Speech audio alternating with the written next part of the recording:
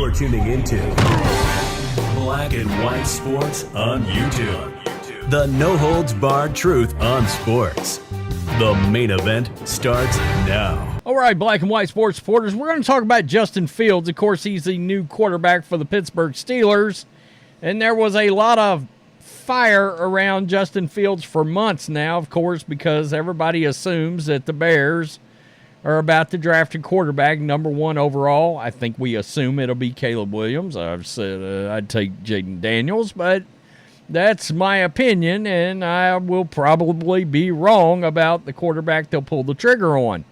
Now, there's one thing that's very clear.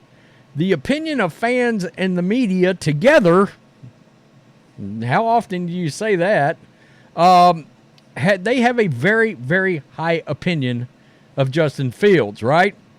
NFL evaluators, I don't think, had the same high opinion. However, we have also found out that Ryan Poles, the Bears general manager, really screwed up that entire trade scenario involving Justin Fields and the value that they ended up getting.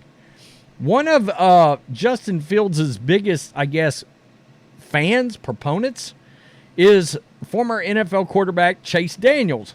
And Daniel has come out and he's made some comments about the fact that the Bears maybe made the wrong choice here. And he feels like that they should have kept Justin Fields and still built this team in the same manner that they have officially built it for Caleb Williams, right? And the big part of that is, of course, trading a freaking 4th-round pick. I still don't get it. If you're the Panthers, if you're the Giants, if you're the Patriots, a 4th-round pick, nothing. Basically nothing. I cannot stand the way draft picks are looked at by NFL front offices, particularly these later ones. Once you get 4th and later, what are you doing?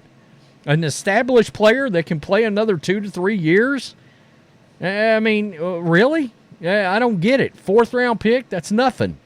Anyway, they got him on the Bears roster, and it's caused some people to come out and say, hey, look, this might have looked a lot better for Justin Fields, and Justin Fields was absolutely improving as a quarterback. So maybe you shouldn't have done this. And one could say, hey, if you're the Bears, and I understand, let's just say they could have traded back, all right? And you decided to keep Justin Fields.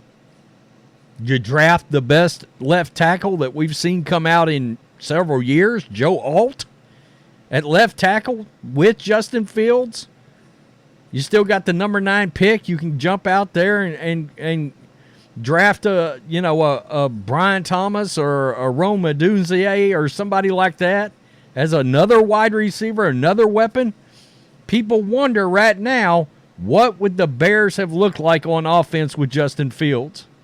And, of course, it's an answer we're not going to get. We're not going to have it. So, former Bears signal caller Chase Daniels joined NBC Sports Chicago on Tuesday to break down his thoughts on Justin Fields and the prospects of Caleb Williams. Daniels is a staunch Fields fan who had hoped the Bears would keep Fields and trade the number 1 pick down for a haul to build around him. Man, they could have built out a roster. I mean, whoa. He believes Fields would improve just by playing on the team that Ryan Poles and the Bears have currently built up this offseason.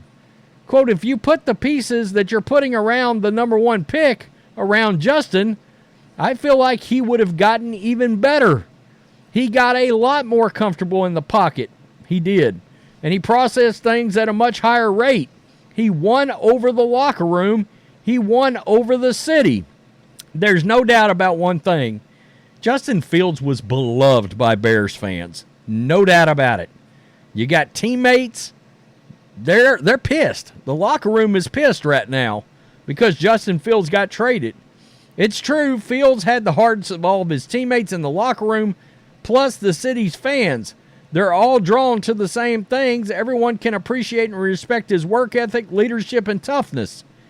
And it's also true Fields likely would have improved with the additions the Bears brought in this offseason.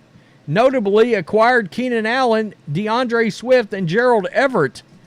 Why do teams keep moving on from DeAndre Swift? I would love to understand that, because he seems like a badass running back. I know there's some statistics that say his pass catching ability has dropped off a little bit, but I don't know.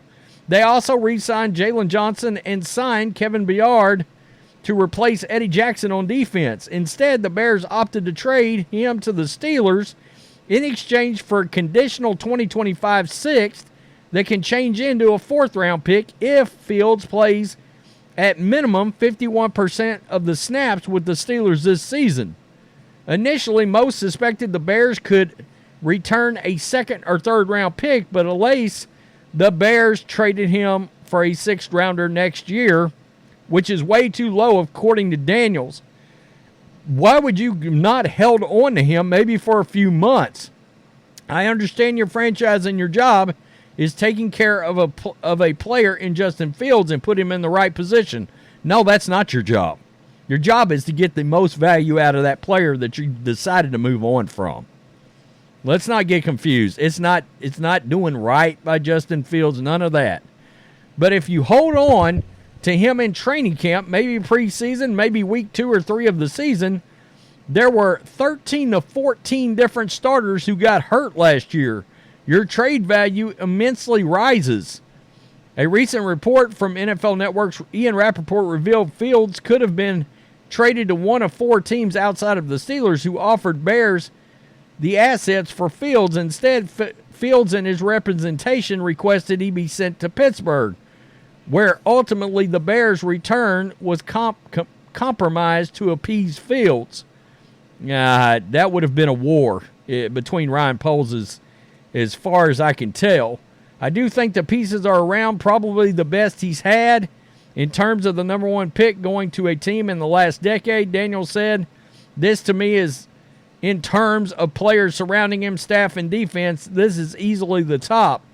So he better play good, and you better play good right away.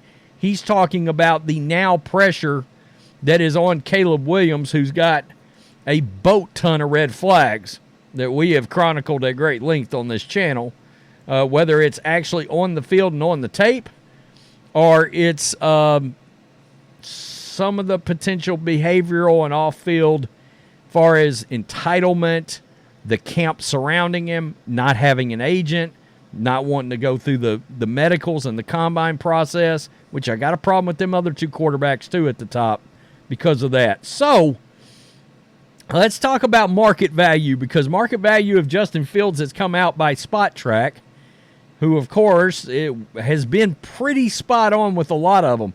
They were right on the money with Baker Mayfield's value, all right? They were right on the money with Chase Young's value. They valued him at $13 million. He got $13 million from the Saints. Now, they valued Patrick Queen at $18 million per season. They valued Patrick Queen signed for an average of 13.6. So that was $4.5 million off. But for Justin Fields, folks, the number is nuts. It's insane, and I don't quite understand how they came to this, but there's no way in hell that anybody's going to pay this. I don't get it. According to Spot Track, Justin Fields' current market value is an estimated 6 years, $283 million contract at $47.1 million per season. It would make him the 6th highest paid quarterback in the NFL. If the Steelers choose to pick up the 5th-year option, they'd be paying $25.7. And they go on to present the same scenario I talked about earlier in the other video, is they don't have to give him that. They can offer him something else, and he can decide whether to take it or not. But I wanted to put that in this video, that Spot Track, that's been pretty accurate, they have, has got Justin Fields' market value at $283 million. I would assume that market value will plummet if he ends up being a backup. I mean, it's got to. No NFL team is going to give him 6 years, $283 to be their starter. No way. I will say this. I think his looming contract was part of why the Bears moved on, all right? Because, yeah, they're going to have to give him, at least what Baker got. Well, Baker got 3 years, 110, or somewhere right in there. So, Kirk Cousins just got $100 million guaranteed, 4 for 180. Were the Bears prepared to give Justin Fields, let's say he even played better. Let's say he became a solid right there top 12 to 15 quarterback. Do you want to give him $200 million a year? I mean, I understand it's kind of where the market is and that's where the salary caps are going, but still, I think that did play a role in all this. I do believe that. There's also a scenario where Ryan Poles supposedly traded him because he wanted to get Justin Fields off the team and because he was worried about a fracture in the Bears locker room. These are professional football players. You can't worry about that. They beloved him, but you got to get the most value you can. That's crazy to me. I mean, there's people out there in that video I did yesterday that's talking around the league that what he did involving Fields with losing so much value and how he played that is a fireable offense as a general manager. And personally, I thought he done a fantastic job up until that point. So I don't know. That's crazy. Again, best interest of the team, their needs, and getting maximum value is general manager's job one for player. All right? So, tell me what you think, black and white sports supporters. That's very interesting that number one, you got a former NFL quarterback blatantly saying, look, Justin Fields would have taken yet another huge step with these weapons you put around, and you could have taken all of that draft capital and loaded the Bears up for the next decade. I mean, that's what you're doing. The next decade, potentially. On offense or defense or both. If you'd have kept Justin Fields. But then you look at Spot Track forecasting a $283 million contract, and you're kind of like, yeah, I kind of get why you traded him, The problem is, what if Caleb Williams doesn't hit?